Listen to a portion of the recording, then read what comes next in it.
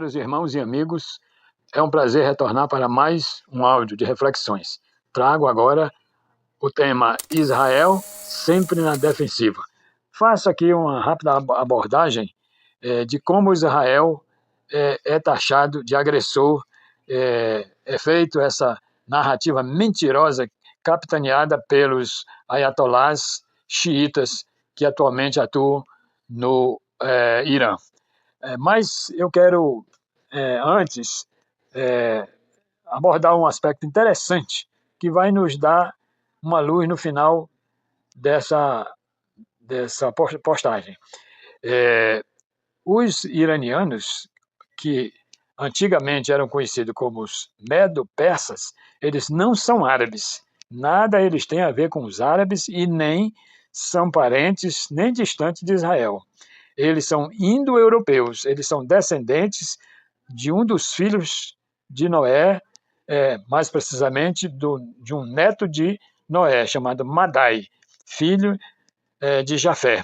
Ou seja, eles não têm razão, digamos assim, de parentesco para sair em defesa das nações em volta, que tem alguma refrega com Israel, entendeu?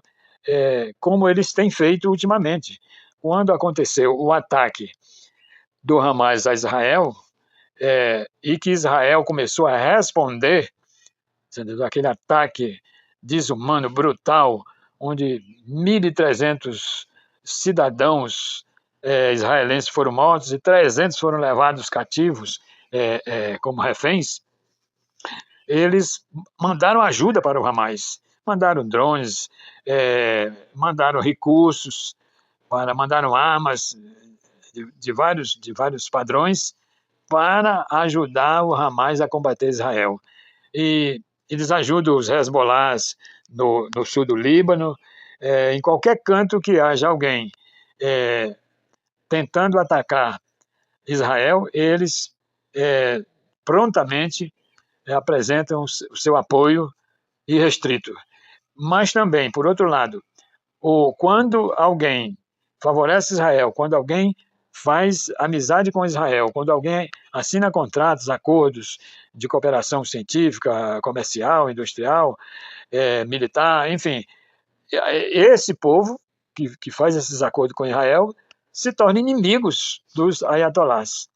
Na verdade, o povo iraniano, eles nunca foram inimigos de Israel. Tem um grupo hoje que é cooptado pelos ayatolás, mas a maioria vive amistosamente com o povo de Israel. Esse ódio visceral, esse ódio venenoso dos ayatolás surgiu exatamente quando Israel foi considerado Estado jurídico pela ONU. A partir daí, eles fomentaram um ódio violento contra Israel, porque eles não aceitaram perder a hegemonia geopolítica da região e viram em Israel, que nasceu um Estado democrático e liberal, e Israel fez prontamente amizade com o Ocidente, principalmente com os Estados Unidos, cooperações em diversas áreas, e eles viram isso um obstáculo nem só para a hegemonia deles na região, mas como também para a expansão do Islã na região. Então eles fomentaram um ódio violento. Quando Israel nasceu, no mesmo mês eles fomentaram ali uma guerra contra Israel, contra o recém-nascido Israel. 5 nações ali, na sua maioria muçulmanos, invadiram Israel e tentaram destruir Israel, tentaram, digamos assim, reverter a situação política de Israel, mas não conseguiram. Não conseguiram. Todos que se levantam contra Israel não saem vencedores, não logram êxito, porque Israel, acima de tudo, ainda é o povo de Deus. Embora que a maioria está na desobediência, mas há um remanescente, há um resto, há um grupo que permanece fiel a Deus. Então, eles, a partir da formação do Estado de Israel, eles se prepararam, eles estão se preparando desde essa época, montando fábricas para a fabricação de armas violentas, como drones, como mísseis, de 3 níveis de alcance, para tanto eles invadir Israel ou atacar Israel, como apoiar os que querem, os que se levantam contra Israel. Então, mas no passado não havia essa inimizade entre eles. Mesmo os muçulmanos não tinham, não procediam de forma beligerante contra os filhos de Israel. Lá no passado remoto, os medo-persas, né, eles, justamente no Império Medo-Persa, embora Israel tivesse subjugado, mas eles eram cordiais com Israel. Por exemplo, o rei Ciro devolveu os exilados da Babilônia para a terra de Israel, devolveu os vasos, os utensílios do templo que foram roubados, devolveu, ajudou na reconstrução do templo. Dario I, que sucedeu ao Ciro, também ajudou na conclusão do templo. Os Xerxes, os Artaxerxes, todos beneficiaram os judeus. Por exemplo, Artaxerxes mandou reconstruir os muros, constituiu Neemias como governador para construir o muro e reconstruir Jerusalém. Enfim, não havia hostilidade entre persas e judeus. Não é? Por que só agora eles estão alimentando esse ódio mortal? Exatamente, porque eles perderam a hegemonia da região. Israel sempre esteve na defesa, desde o Egito, passando por Babilônia, passando pelos gregos, passando pelos romanos e também pelos otomanos, os turcos otomanos, que eram também muçulmanos, mas não havia esse clima de agressão, de ódio contra os filhos de Israel. Só agora que eles estão alimentando cada vez mais esse ódio. E aí eles querem, porque eles não aceitaram o Estado de Israel ali, nem politicamente, nem geograficamente, nem etnicamente, entendeu?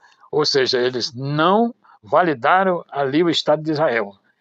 Talvez até porque eles achassem que os muçulmanos da época dos otomanos, que dominaram parte do mundo por 600 anos, não é?